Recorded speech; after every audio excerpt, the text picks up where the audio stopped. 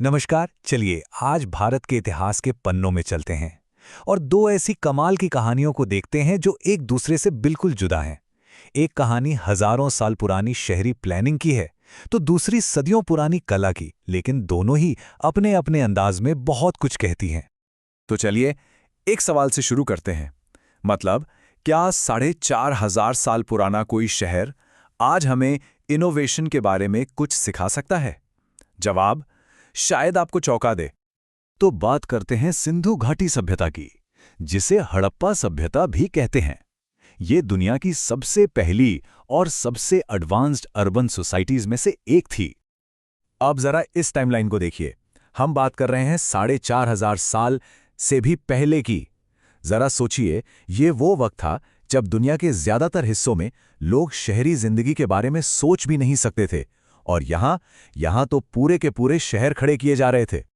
और ये सिर्फ शहर नहीं थे, ये तो अपने आप में इंजीनियरिंग मार्वल्स थे। मतलब इनमें ऐसी ऐसी चीजें थी जो आज हम मॉडर्न अर्बन प्लानिंग का हिस्सा मानते हैं। सच में यकीन करना मुश्किल है। इन शहरों का जो स्ट्रक्चर था ना, वो तो दिमाग घुमा देता है। सड़कें बिल्कुल सीधी, एक ग्रिड पैटर्न में बनी हुई थी। घर पक्की ईंटों के थे, कुछ तो मल्टी स्टोरीड भी थे। और सबसे हैरान करने वाली बात, उनका ड्रेनेज और सीवेज सिस्टम। ये सिर्फ बारिश का पानी निकालने के लिए नहीं था, ये एक पूरा कॉम्प्लेक्स सैनिटेशन नेटवर्क था। ऐसा सिस्टम जो दुनिया के बड़े बड़े शहरों में हजारों साल बाद तक देखने को नहीं मिला।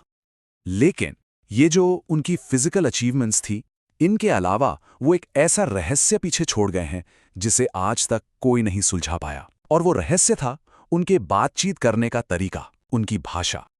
इसे कहते हैं इंडस स्क्रिप्ट या सिंधु लिपि।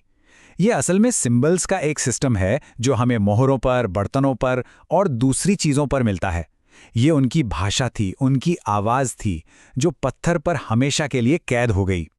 और बात यह है कि इतनी कोशिशों के बाद भी आज तक कोई इस स्क्रिप्ट को डिकोड नहीं कर पाया है। जरा सोचकर देखिए, एक पूरी सिविलाइजेशन की कहानियां, उनके थॉट्स, उनकी हिस्ट्री, सब कुछ इन छोटे छोटे सिंबल्स में बंद है, और हमारे पास इसे खोलने की चाबी ही नहीं है। और यहीं पर इंसान की कहानी कहने की जो जिद है, उसकी खूबसूरती सामने आती है। जब एक आवाज वक्त में गुम हो जाती है ना, तो दूसरी आवाज बोलने का एक नया रास्ता निकाल ही लेती है। तो जो कहानी स्क्रिप्ट में पढ़ी नहीं जा सकी, वो आर्ट में देखी जाने लगी। चलिए अब वक्त में हजारों साल आगे चलते हैं, एक ऐसी दुनिया में जहां कहानियां ब्रश और रंगों से लिखी जाती थीं। अब हम बात कर रहे हैं राजस्थान की मिनिएचर पेंटिंग्स की। ये सिर्फ पेंटिंग्स नहीं है, ये तो इतिहास है, मिथोलॉजी है, कविता है, सब कुछ एक हथेली से भी छोटे कैनवस पर कैद। ये एक ऐसी आर्ट है जिसे सिर्फ देखा नहीं जाता, इसे पढ़ा जाता है, महसूस किया जाता है। हर एक पेंटिंग अपने आप में एक पूरी दुनिया है। जो डिटेलिंग है इनमें, वो तो कमाल की है।